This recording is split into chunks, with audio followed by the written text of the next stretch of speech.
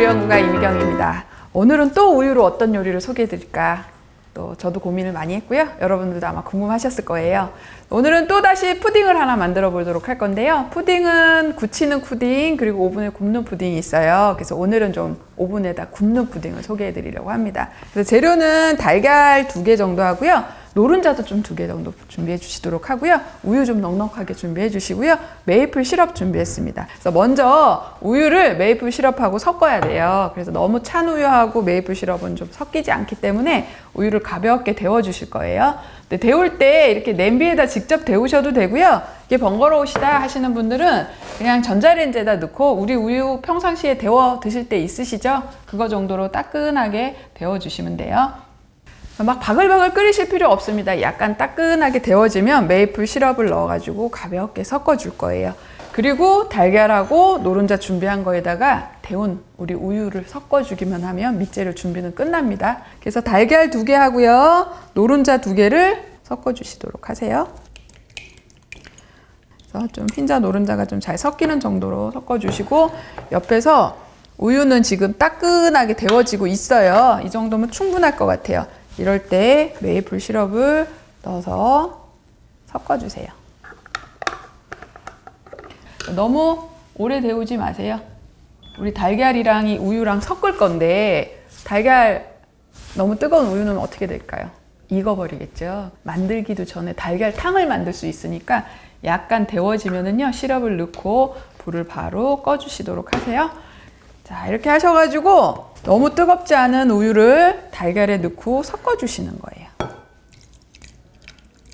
그래서 한꺼번에 많이 넣지 마시고요. 아무래도 한꺼번에 많이 넣으시게 되면 온도가 더 뜨겁게 느껴지겠죠. 조금씩 약간 뜨거워도 조금씩 넣어주시면은 크게 문제는 없습니다. 자, 그래서 아까 제가 흰자, 노른자 잘 섞느라고 섞어도 알끈이 조금 덜 풀어진 데가 있어요. 그래서 푸딩은 이왕이면 조금 더 부드럽게 드시려고 그러면 이런 알끈이라든지 이런 게 전혀 없으셔야 되니까 요거는 조금 번거롭더라도 한번 걸러주도록 할게요. 체에다가 걸러주세요. 자, 이렇게 체에 한번 걸은 우리 우유하고 달걀 섞은 거를요 이제 구울 용기에다가 부어주시면 돼요. 집에 뭐 사이즈가 똑같은 게 있을 수가 없어요. 그러니까 비슷비슷한 거를 이렇게 준비하셔가지고 해주시면 됩니다. 자, 이렇게 하셔서 바로 굽는 게 아니라요 중탕 하듯이 찌듯이 하는 겁니다. 그래서 용기에다가 이게 뜨거운 물을 좀 부어주시는 게 좋아요. 그래서 물을 좀 데워놨거든요. 그래서 옆에다가 그 오븐 용기에 한 절반 정도가 잠기게 이렇게 해서 해주세요.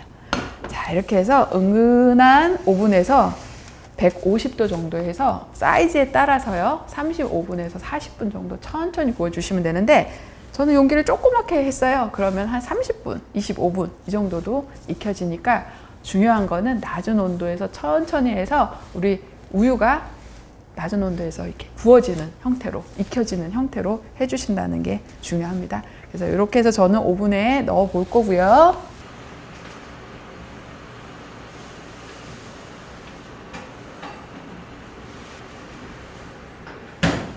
저는 이제 미리 좀 구워봤습니다. 뭐 각각의 사이즈가 달라서 요거는 한 30분에서 35분 정도 구웠어요.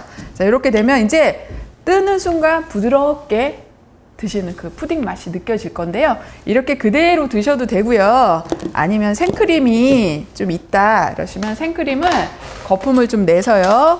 그냥 원하는 만큼 위에 뚝뚝 올려주세요.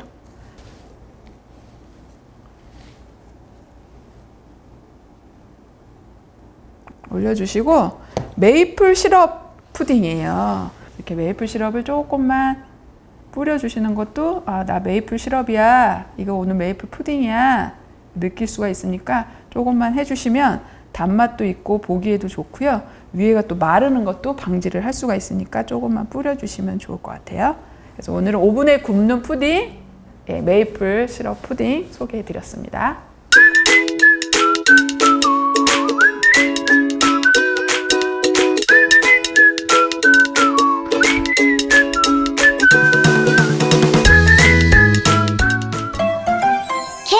밀크